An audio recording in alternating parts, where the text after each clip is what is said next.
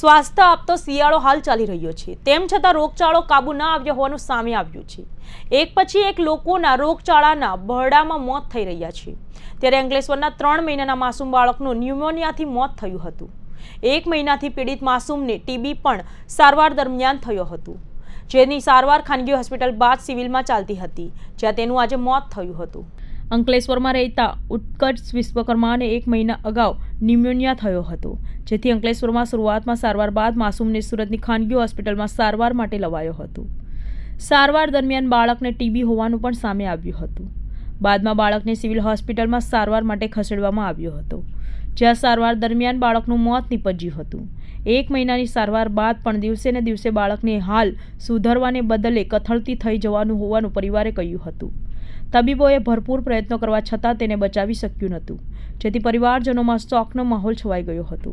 પરિવારજનો મૃત બાળકની અંતિમ વિધિ માટે મૃતદેહ લઈને ગયા હતા।